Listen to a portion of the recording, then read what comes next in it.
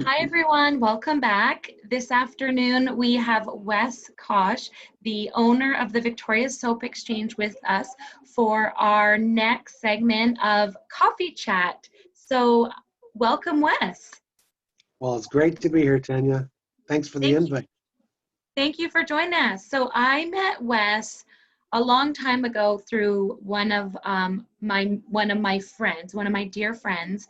And 9 years ago, when I moved Emerald into the corner of Cedar and Hill and Hillside, it was serendipitous that Wes was my neighbor. So the Soap Exchange is kitty corner to Emerald. So we decided to start involving each other in the business community, and I carry Wes's product. We use it for our laundry, and we use his stuff for cleaning and the floor. And we thought that it would be such a great experience to have him on with us today to share a little bit about his story. And also right now, there's so much importance with cleaning and cleanliness and all things clean and soap. And we thought, let's bring Wes on from the Soap Exchange to chat with us. So thank you for being here, Wes. You're very welcome. I'm looking forward to it. How are you today? I'm doing great. Great. So Grateful, are you ready grateful. to share your story with us and tell us how it all came to be? Absolutely, bring it on. So the first thing I wanted to ask you is, how did it all start? What got you passionate about soap and cleaning and all that stuff? That's a good question. I often get asked that. I used to run and manage shopping centers, is what I used to do in my previous life. And the way I put it is that I didn't find my business found me. So one of my sort of responsibilities as a shopping center manager was, or is, no, not is, was, past tense, because I haven't done that for 28 years now, was to lease space in shopping centers. And I happened to be living in Saskatoon. I had just moved there from Victoria. And these folks came to speak with me about this new sort of cutting edge concept that they were trying to expand in Saskatoon. It was based out of Saskatoon. And the more I learned about it, it was called the Soap Exchange at that time. The more I learned about it and the ethics of the company and the business model, I thought, what a simple idea it was, and how appealing it would be to the masses, because it's not gender specific, it's not age specific. Everybody cleans. And as luck would have it, although I enjoyed living in Saskatoon, for the probably 2 years leading up to that, I'd always thought I'd like to get into business on my own, but I didn't know what kind of business until I stumbled on the Soap Exchange, the concept, the principal ownership in Saskatoon. The more I got to know them, and after I leased space to them and really got to understand the concept, I said, I'm going to quit my job and I'm going to open a store in Victoria, because Victoria at that time, and probably likely still is, was probably the most green thinking community in Canada. And I thought, if it's going to fly anywhere, Victoria would be the place. So it got me home. So I quit my job, literally did a business plan in my bathtub, and said, and this was just before Christmas, 1992, said, I'm going to open Mother's Day of 1993. And I ended up opening 10 days before. So I opened May 1st, 1993. And Wow. The rest is history. It's just evolved since then. Wow. That's incredible. That's an incredible story. It's very inspiring. Like you said, you just quit what you were doing. You decided to go forward. I find that really serendipitous. It's the word that I used earlier, but right now it's December. It's just before Christmas. So however many, that's how many years ago? 92 before Christmas? So 27 years, almost 28. Well, 28. Wow, and almost 28 years. And the serendipity of it is I started Emerald in May 2009. Yeah. So I had my own, I had just my mobile started in October, but when I went to Emerald, it was May. And now we're neighbors. We both Yeah. started in May, both took the leap. That's Something incredible. I about think me. it's beautiful. And I also think it's nice to hear that story that, you know, you had something solid and, you know, you were following your dreams and Mhm. you just decided to take that leap of faith, which is really hard for a lot of people. And it's really encouraging and it's really admirable to hear that, because there's probably a lot of people out there just kind of wondering if that's something they should do to follow their passion. Yeah, and that, I mean, I always encourage anybody that's considering maybe starting something up on their own to go for it, but just make sure you've done all your research and that you have a lot of support, like mainly financial and emotional from partners and, you know, husbands and wives, and that you have money in the bank, because, you know, it is a risk, but it's well worth the risk if you can get through that first 5 years. Yeah, and that's nice to hear, because I think that's a lot of things that business owners don't talk a lot about. You know, what are some of the key things to share, and that those are really important points. You know, just Mhm. don't just think that it's easy and it comes just so naturally. There's actually a lot of hard work put behind it, There would you is. say? But there's absolutely, and I think the formula for success in business is very similar to the formula to success in life, right? Like it's not, there's no magic really to running a business. It's simple. It's got its challenges, different sets of challenges, but the basics are you treat people with respect, right? Because you're inviting them into your home. In this case, it's your business. You build relationships, you be honest, you don't lie to people, you offer good value for what you're providing, and everything else should take care of itself unless, you know, you make some silly decisions, right?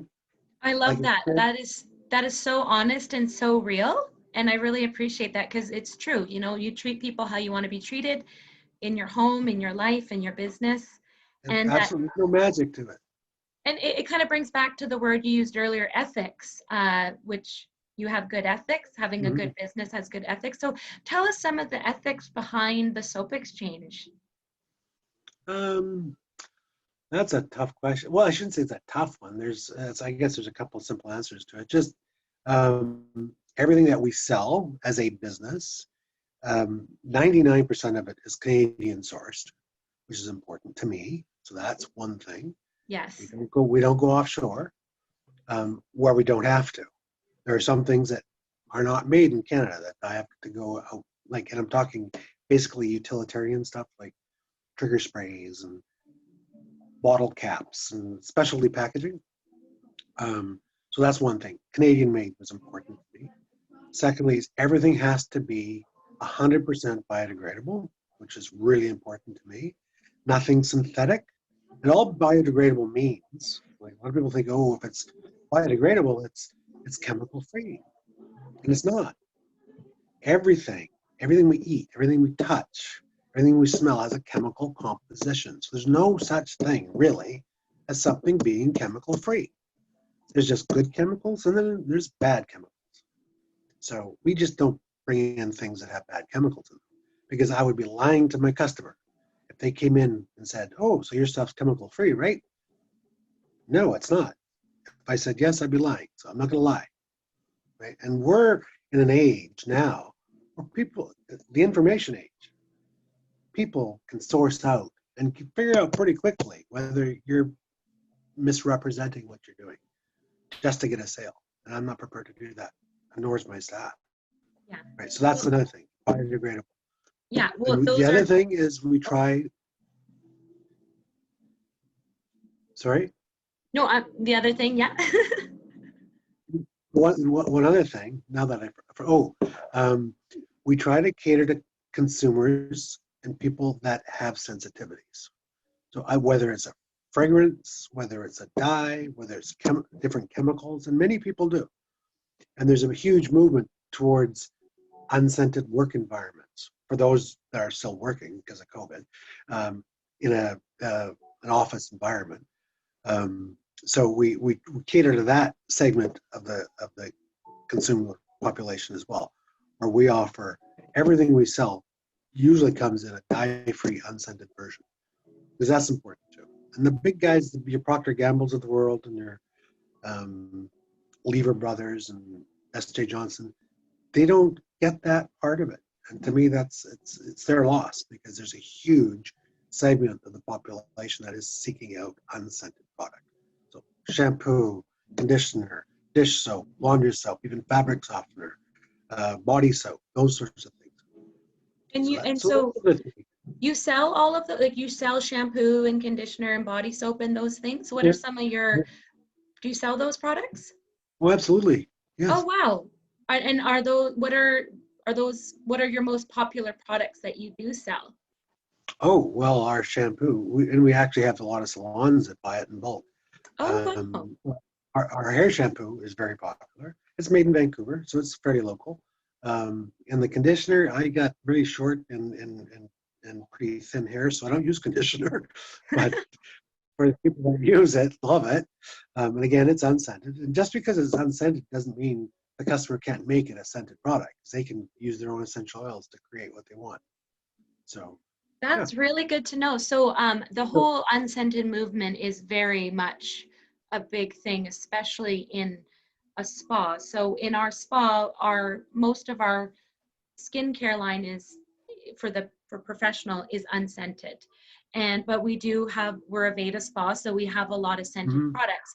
So there's definitely, like you said, the unscented movement is definitely something that's happening. It's really good to know, because we have a lot of And it's people who come growing. in and they're too sensitive to certain aromas in some of our hair care. So I'll definitely be sending them your way. That's amazing. I think a lot of people watching, they do have a hard time finding unscented, good quality hair products for whatever reason, Mhm. allergies and this. So that's really great. So you said that's one of your more popular products, hey? Oh yeah, in terms of our personal product, and that's one of the ways our store has evolved over the years, is that we've listened to our consumers, our customers, to see where our gaps were, and we've tried to fill those gaps, without sacrificing our ethics. Yeah, Right? that's So, amazing. It's amazing that you're listening to your customers. oh, you It's how have you grow. to grow exactly, and so we're not just. I mean, we sell boring stuff too. Like we don't. I just this last 2 weeks. Last week we just brought in. Um, a beard oil from Nanaimo. Oh, It's wow. supposed to be incredible. I don't have a beard, but it's still an excellent product. And they've been around for, I think, since 2015, and nobody else in Victoria sells it. I reached out to them because I think it fit a gap in our market, and it's pretty popular. But so like we can't be everything, like all things to all people, but we can fill basic needs, right? So we do laundry soap, we do dish soap, we do anything to clean anything virtually, we do. We don't get into um, dangerous products such as, or potentially dangerous products such as oven cleaner or drain openers. We don't get into those two segments, but the rest, everything in between, we get it. That's amazing. And you mentioned that you got the beard balm from Up Island. So a lot of your Nanaimo. product from Nanaimo. A lot of your products are from Vancouver Island. How do you Oh, go about absolutely. selecting your products? How do you hear about them, know about them? How do you bring them in? Why do you bring them in? Tell us about that. Well, this one, and I'm just struggling to remember the name because it's so new to the store. Big Beard Company, I think it's called. Um, this one, I happened to be on Used Victoria, and I always get latest ads. And there was an ad for the Owl Market, which was last weekend, I think, the local community market, and they were one of the retailers there. I just saw, I said, well, there's a good fit. So I reached out Wow. to them. A week later, they were in the store. Oh, I love that. And just to support local Vancouver Island, and it's almost Christmas, that would be an amazing stocking stuffer Yeah, for yeah, the yeah. dads. I know my dad has a mustache. I'll have to come I over have. and get some. I'm Yeah, always take looking. a look. What what can I get my dad for Christmas? And we always get him something around his mustache. He's had it for like 60 years. So I'm Yeah. definitely going to come over there and get some. That's amazing. That's Yeah. awesome. And I also, when I seek out suppliers and craftspeople, one thing that I have to figure out, and I can usually figure it out pretty quickly, is what their ethics are. Because I want to align myself with ethical entrepreneurs and business. Yeah. If I don't get that gut feeling that they're with the program, I'll move on. Or if I don't think that they can keep up with potential of demand. If it's just a hobby, I don't know if I can bring them in. If it's a business, I will give it serious consideration. Because if it's a popular product and starts to move well, I want to be assured that I have access to it and that my Of customer course. base can continue to have access to it as well. I love that. Like it really does come back to, the main purpose of this fundraiser is to raise awareness and to have the community involvement. You and I have been working in the business community together for 9 years since we Mhm. started Emerald at this location. We brought your product in and we love it. We use it like a million times a day with our laundry. But it's just so important to have that community involvement, especially right now, to support local businesses and, like you said, to bring in companies and businesses that you believe in. And I think that's really amazing to hear and very inspirational. Mhm. And that are worthy of our support too. Yeah. Exactly. And a lot of these companies are worthy of our support. And it's, in healthy times, it's tough owning and operating in a business, particularly retail and service now, too, like now with COVID. So true. So a lot of people have their backs up against the wall. So if we can do something on our end that's going to help them, it's going to help us. Why wouldn't you do it? Oh, that's so Right? beautiful. It's so true. And you mentioned COVID, and Well, I don't, it's like you said, it's affected a lot of business, and now more than ever, we're all aware of what we need to be using for cleaning and sanitizing. Are there any products that you would recommend for everyday household cleaning that you carry? oh yeah, we have leading up prior to COVID, I've never been a believer in sanitizing per se. There's a time and a place for it, obviously, and absolutely, particularly those businesses that are required by law, like daycares, massage therapists, group homes, restaurants, that sort of thing, where they're required by law to use a surface and or a hand sanitizer. And I've always carried a surface sanitizer, but I've never carried hand sanitizer because I didn't really believe in it, to be honest. Mhm. Um, but I understand there's a huge demand for it. And I do believe in it to a degree because my challenge with it has always been that most hand sanitizers will kill all the healthy bacteria on your hands. That's there to ward off and combat the nasty guys. So it struck me as odd because if you're killing everything in its path, where's your defense, right? Particularly with washing your hands. Mhm. But a lot of people don't have, throughout the day access to potable water. So yeah, hand sanitizers they're important for those people because it's all touch based, right? COVID Mhm. is usually an airborne virus, but you never know how you pick it up. So there it is important. So yeah, you have a BC product made in Vancouver, gel and liquid, so we carry that. And in terms of a surface sanitizer, we have a product called SaniClean Plus, which is excellent. It was designed to kill the HIV virus. So when we get asked, does it kill COVID? I'm not going to lie to you. I can't tell you unequivocally that it's going to kill COVID. But if it kills HIV, good chances it's probably going to slow down COVID. But it is an excellent surface sanitizer, and $2 buys 6 liters. So that's a pretty cheap price, right? Yeah, Cheaper than wow. bleach. Cheaper than bleach. It's a citrus product with what's called quaternary ammonium in it. Oh, Not wow. ammonia, it's quaternary ammonium. It doesn't smell like ammonia because there's no ammonia in it. It's more of a citrus product. All of our cleaners and solvents are citrus. That's really great to know because as we know, everybody's running out to the store to buy all the wipes and all the sprays, and you go, Throw away. people, yeah, people who actually need it, like businesses and things they can't get it. So this is really good. Would you recommend that product for a business? Absolutely. We have tons of businesses that use it. Awesome. Yeah, well, that's good. So Pre-COVID too.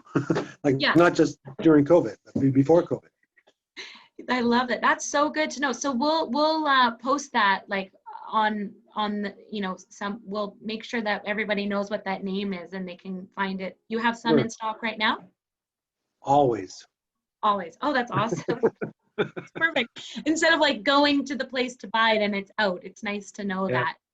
Oh, The other great. time we do have runs on things, but we're usually pretty good with the hand sanitizer and surface sanitizer. That's really good to know because like I said, there's so many places people go for it and they can't find it. So you're the place. Yeah. Love And it. that's the other thing to point out too. This is important for me because I foolishly forgot this as far as ethics. In terms of the ethics of my business is refill, reusing and refilling of packaging, not adding to the waste stream. So I forgot to point that out. Everything, wherever possible, has to be refillable. Right? I think that is an amazing thing to mention too. We have our little bucket that we use for our laundry soap. Thank you. And we're always walking over with our empty bucket and then we walk back and you just have to plan accordingly, but when it's empty, put it in your car, go to the soap exchange, get it filled and just keep going and doing that way because you make it really easy. I think that's the other part of it is it's so easy. And try to because convenience is so important. And people are trying to limit their exposure these days, in terms of getting out and where they're shopping. And this is something we've always done. We tell people packaging doesn't have to be empty. We know that if you're going to be in the neighborhood and you have a quarter of a bottle left, bring it in. Or if you have 10 of our products and you live on Salt Spring Island, bring them all in at once. We'll top them up. Then we'll discount it. Saves you special trips, right? Oh, that's great to know. Our own packaging too. We've encouraged that for years. We'll fill anything. Oh, From Tupperware. Really? So, like I can bring like a bottle of wine empty and you'll fill it up with a cork. Not with wine, unfortunately, but we will fill it up. We do that a lot. Wine bottles, pop bottles. No wine, but just make sure it's clearly labeled and under the sink and not. Yeah. Well, that's actually a really amazing thing to point out that you'll fill up anything that with that whatever a customer brings. What was the funniest thing someone brought into you to fill up? Years ago, somebody brought me in a plastic bag, just a clear, like a veggie bag you get at Thrifties or Fairways, and it was one of those very thin bags that you put vegetables in the produce section, and he asked me to put hair shampoo in it. Oh, so that's the craziest thing. Like I thought, okay, I'll do it, but how are you going to dispense that? Well, I feel like it's like a piping bag. Put a little thing around, cut the end. Well, I think that's what he planned on doing, was just to snip a little hole, a little needle. But talk about potential for mess and lost product, Yeah. You're like, this one's on the house. You give him a free bottle just for his troubles and be like, you have to bring this bottle back every time. Yeah. Oh my gosh.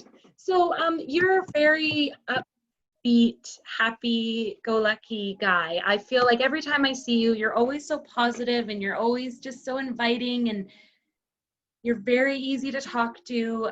What have you found during all of this has kept you positive, has kept you in a positive mindset? And is there any tips or tricks or things you do to keep your mindset happy and healthy for everyone watching? What do you do to keep so positive?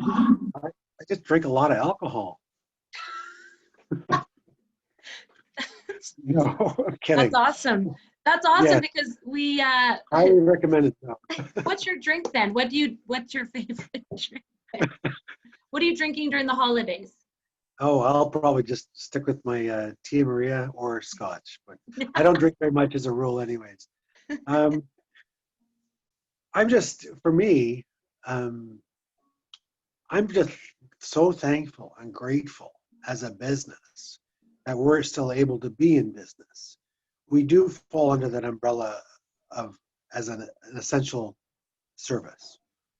Um, but I've been at it in this game so long, 28 years, and I've Mhm. gone through mostly positives, right? It's not without its challenges, but you get through it.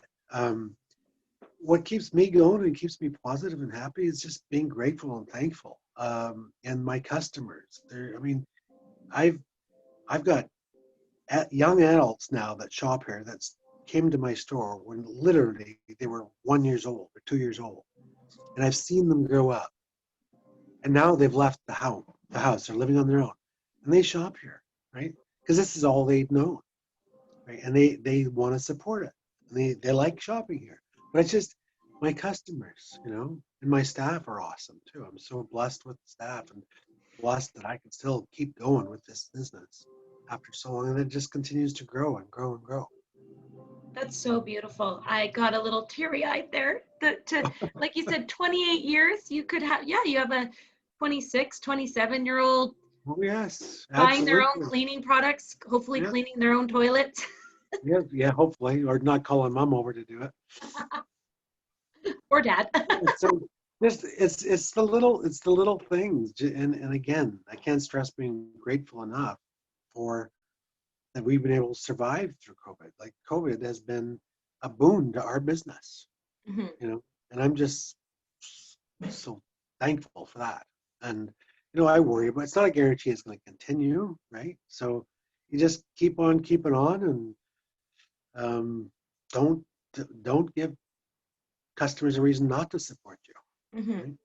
Yeah, and like you said, it sounds like the Victoria and the Vancouver Island and the community has really meant a lot to you. Is there anything you want to say to them, to your community watching?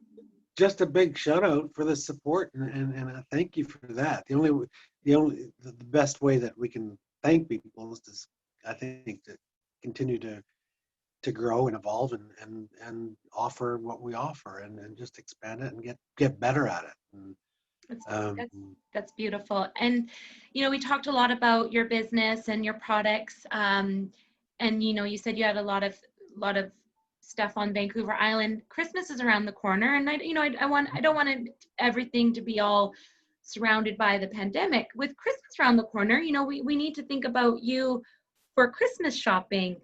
Stay local. Is there any products that you would recommend that would be great stocking stuffers? I know I'm gonna come over and get that balm for, I hope if yeah, my dad's watching, for somebody else. the, If he's the best watching. What is the there any other? best I know you have some soaps. Is there some other things that you can share with us that are really great stocking stuffers or under the tree presents? Yeah, the best one ever is rolls of toilet paper, because they fill the stocking. You only have to get 3, and then your stocking's done. So That's you're buying awesome. all the toilet paper. No, no, we're selling it. We're Oh, selling you a sell Canadian, you sell toilet paper? the most ethical toilet paper on the market in the world, You by sell toilet Cascade. paper? Of course, by the case, and it's, Oh yeah, my gosh. yeah. Okay, I did not know that. That's right. Toilet paper, yeah, paper You need towel. to, that needs to be like on your sign. We have toilet paper here. No, we're busy enough. Thank you. So toilet paper, um, anything else? yeah, I know you have the soaps and, and yeah, I'm thinking about the toilet paper, but um, in September of this year, I didn't step away. I would just step back away from the business a little bit.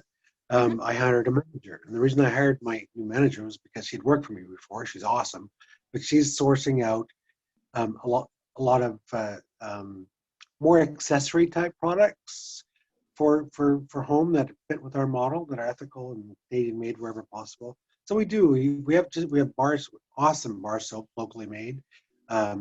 either from Lanceville, Metchosin, or Calgary, so that's another supporter. We have beard combs, we have bamboo toothbrushes, we have scrubbies, we have all sorts of neat stuff. And I was kidding about the toilet paper, but if somebody wants to put a roll of Very toilet, gullible. it's just to, I say that to customers. I do it a lot just to get see what their expression is. Let's make sure they're listening. They We're get a kick. listening. They get a kick out of it. So that you just mentioned Calgary. I have people watching from Australia. I have people from the Lower Mainland, up north. Where can people access your products who aren't on Vancouver Island? Absolutely. Not the full range. Our basics, our bigger sellers, our more popular products. So I have a store in Whitehorse. I have one in Powell River. There's one in New Westminster, one in downtown Vancouver, 3 in the Gulf Islands. So Main Island, Salt Spring Island, and Pender Island. And then the rest are generally around Victoria. And Canada Post is so good, we ship all over. So we can ship globally, you know. It's That's funny. great. You said Australia. We had a lady email us and put a big order. And when we phoned her to get her credit card information, she thought she was from Australia. She thought she was emailing a business in Victoria, Australia. Oh, wow. So it was kind of Yeah. funny. So she canceled the order, but she found us on the World Wide Web. Yes. And I just got a chuckle out of it. She got a chuckle out of it too. So she didn't read our address, Victoria, British Columbia, Canada. But, we have Canada. We have a great website. People can have a look, and if there's anything of interest, we try to keep it updated with product that we're bringing in. There's sometimes about a 2-week lag, but most of our products are on there. Amazing. Amazing. I love it. I've got customers just like you all over the world, that primarily US and Canada, that we ship to. Oh, wow. That's great. That's amazing. Well, thank you so much. This has been so amazing to hear. There's a few, I wanted to ask you a couple rapid fire questions, but before I do, is there anything, one thing I want to ask, you do curbside pickup? We can, and we're willing. Doesn't really fit with the refill model though. But maybe for some of the stocking stuffers? Oh yeah, absolutely. Yeah. Okay. Just call us in advance and we'll make sure. Yeah. Awesome. The only thing is we're kind of old school. We do have a debit machine, but we don't have one of those fancy ones that aren't attached to a cord, if you know what I mean. Yeah. So people might have to come in, or they can give us a credit card info beforehand and we can make sure they're Oh, great. Well, I think right now everyone is very adaptable to all situations, and it's very important that we support local and that we support each other. And if they want to get something, they'll make it work. And you have all the safety measures in place. So we were just in there not too long ago, and it's very clean and there's lots of space and everyone's wearing masks. And right now we're talking I'm in my private treatment room. No one's around me. You're in your private room. So that's why we're not wearing masks. But when both of us are working, we have our masks on. It's very, very safe. Your place is very safe. So, well, thank you. I have a few questions. What's your favorite holiday tradition? Drinking. It's basically it's the family, family and friends. That's I could care less about the presents. It's just spending quality time with the people you love. And what is that indoor activity you and your family do? What's well, I have a small family, so besides my extended family, brother, sister, and so Netflix these days. And what was the last thing you watched on Netflix? Oh, Aquaman. My God. Oh, really? Yeah. Well, we just moved up to the Cowichan Valley, which we love, and big shout out to Valley. But the home we bought, I put in a media room, so I have a 120-inch screen. Oh, wow. So Aquaman on that thing is like sitting in a theater, man. And you liked it? Awesome. Oh yeah, it was simply an escape, but the creativity, it's like uh, Avatar on steroids a little bit. Wow, and Avatar. watching it on a screen that big would be really good for sure. Oh, with the right sound system, amazing. But Nice. you know, I know like for people right now, and I include myself in this. And I think we just all have to be grateful and thankful for, COVID is nasty. It's not fun. Nobody likes wearing masks. No. Um, but I think what you have to consider is our, how do I put it? Our our generation, we've been through so little in terms of inconvenience. We haven't had a drought. We haven't had a famine. We haven't had world wars, right? So this is a burp. And I think it's just something that we have to fight through. Do the right thing. Hmm. I So agree. I know it's very hard for people to think positive about it, and then think, 9 months down the road, because this 9 months has just dragged on, and it's been kind of challenging for a lot of people, and a lot of lonely people too, right? Hmm. Seniors, and so I just try and stay positive. Yeah, This is like I agree. At the end Dr. of the Tony Henry says, it's not forever. It's for now.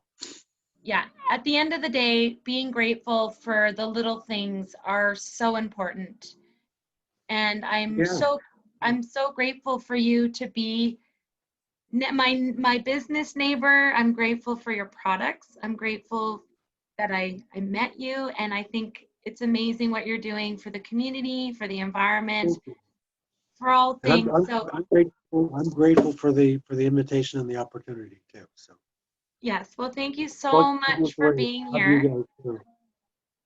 You're very welcome, and So and it thank was you a so much, pleasure. Wes. And we'll put all the info that you shared, and we'll make sure everyone gets that. And I'll be seeing you soon to get that last minute shopping for my dad. So I appreciate that. Okay. Okay. Thank you for Thank you. everything, Wes. Okay. You're very Well, welcome. And thanks to your whole group, your whole team. thank you. Much appreciated. Okay. We'll see you soon. Okay. See ya. Bye. Bye. Bye.